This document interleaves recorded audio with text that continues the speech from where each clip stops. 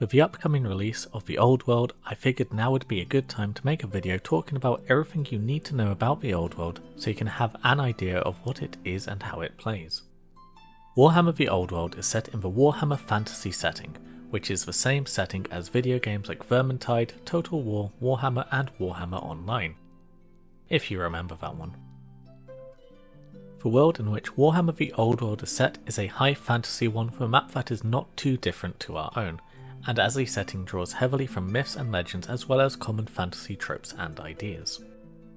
A quick note before we go further, I will be referring to the entire map of Warhammer Fantasy as the world that was, as in events that happened in Warhammer Fantasy resulted in the destruction of the world. This event is referred to as the End Times, which will also be mentioned throughout this video. The Old World is set a few hundred years before the End Times and gets its name from a focus on the geographical area of the world that was, called the Old World. If you played Total War Warhammer 1, then you will be familiar with most of the area this entails. The main factions the setting will be focusing on initially is the Empire of Man, Dwarf and Mountain Holds, Kingdom of Bretonnia, Wood Elf Realms, High Elf Realms, Orc and Goblin Tribes, Warriors of Chaos, Beastmen Brayherds, and the Tomb Kings of Khemri. For people who played Warhammer Fantasy, there will be a full set of rules available for Dark Elves, Skaven, Vampire Counts, Demons of Chaos, Ogre Kingdoms, Lizardmen, and Chaos Dwarves, so don't feel like you will be left out. Let's talk about the main factions. If you want more in-depth videos talking about the lore, please let me know in the comments below. The Empire of Man is the main human faction in the setting.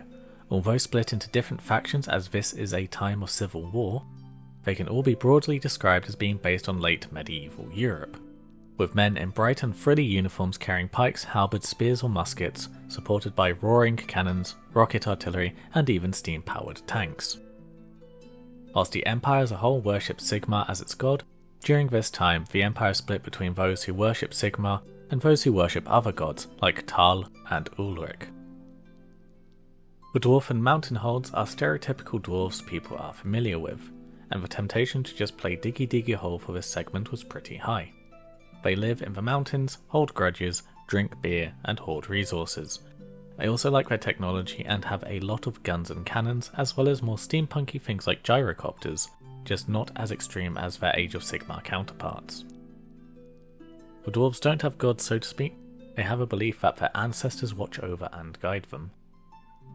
The Kingdom of Bretonnia is the stereotypical medieval kingdom of the setting, with knights in shining armour leading their armies of peasants into battle, or seeking glory and honour on their quests across the land searching for the holy grail of the Lady of the Lake. The Lady is their goddess, and it is the dream of every knight to be chosen by her as a Grail Knight and receive her blessing for being heroic and chivalrous and completing her tests on their quests. If you like the legend of King Arthur, Robin Hood, or the Crusades, these are the people for you. The High Elves are rather typical of their name. They are beautiful and powerful, slim and strong, and as arrogant as anything like that with the knowledge that their gods really did make them like that would be. They keep largely to their island of Ulthuan, but did colonise and settle what is now Bretonnia and the forests of Athel Loren, where the Wood Elves still are. After a war with the dwarfs, they left the Old World, but still have some settlements and stations on small islands around the coasts of the Old World. They are highly magical and keep to more basic ways of war, using magic to augment it. All elves worship the same gods across all the different types of elves, although certain factions will focus on some more than others. The Wood Elves of Warhammer Fantasy are a bit weird, as they all exist somewhere on a scale from Legolas to the Ents from Lord of the Rings, as they are the elves that decided to stay in the Old World and become one of the trees, with some taking it way too far and literal. Don't go into the woods, and don't take an axe or fire near them. The Wood Elves in particular give worship to the elven gods Isha and Kurnus, as they embody woodland life the most. The Orcs and Goblins of Warhammer Fantasy are an interesting bunch to try and summarise. They are very aggressive and humanoidish green mushrooms that exist only to conquer and kill, the 3 different types of greenskins you'll find being orcs, goblins and squigs. Orcs are the biggest of the 3 and typically more brutal and barbaric.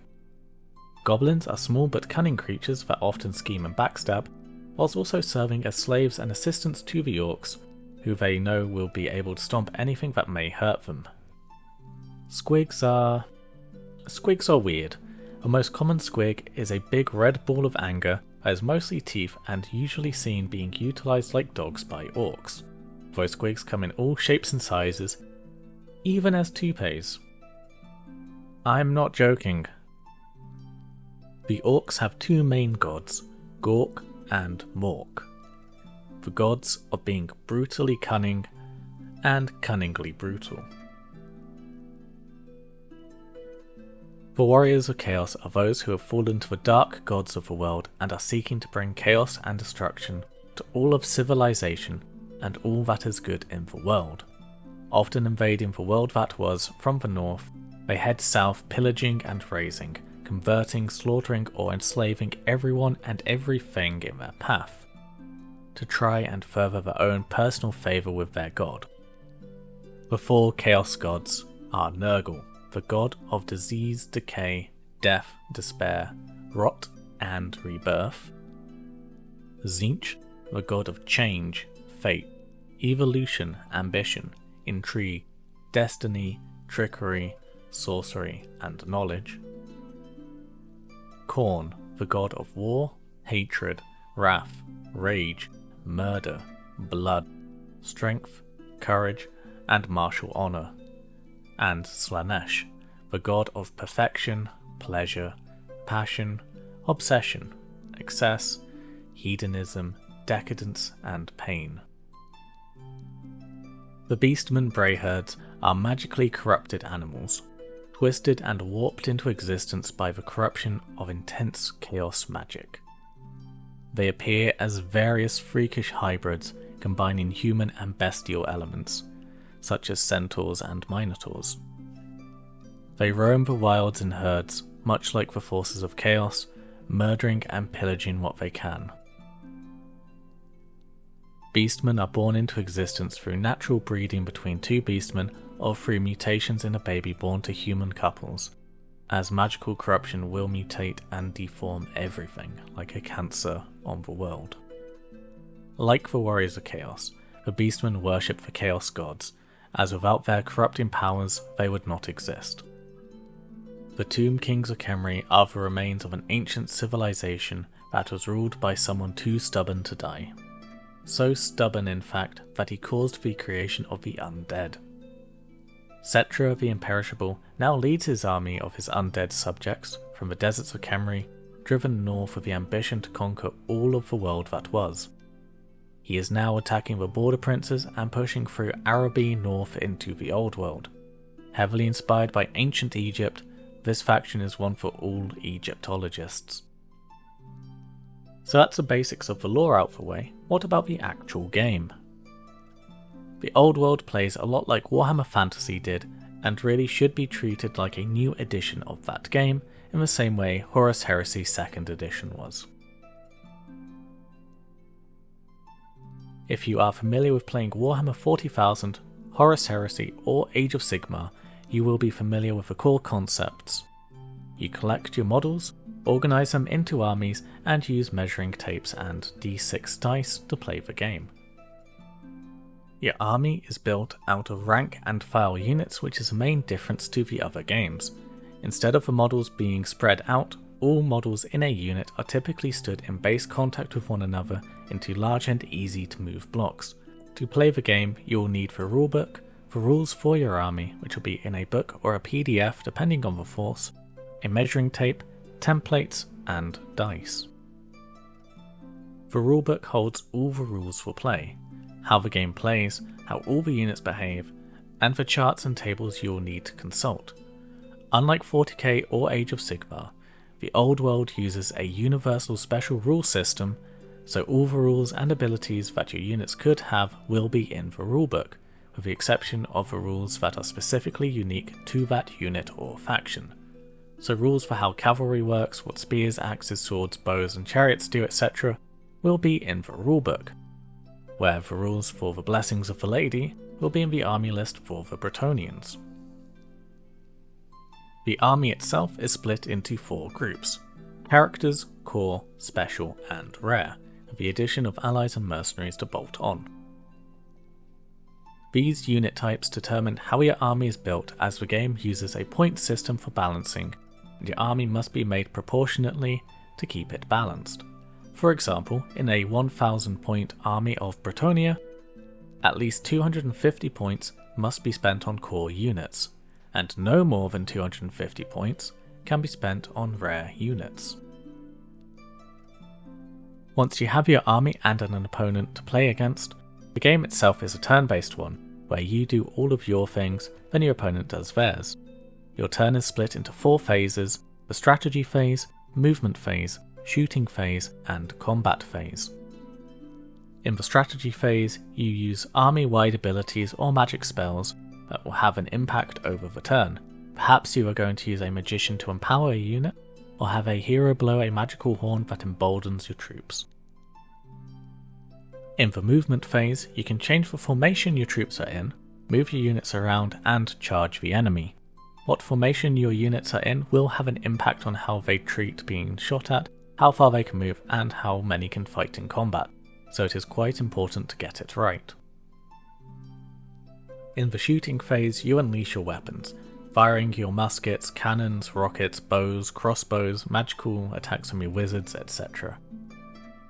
You first declare which unit is shooting at who, roll to see how many of your troops hit the target, and then see how many of those hits would actually wound the target, before your opponent rolls to see how many are saved by their armour or their shields or magical wards and so on.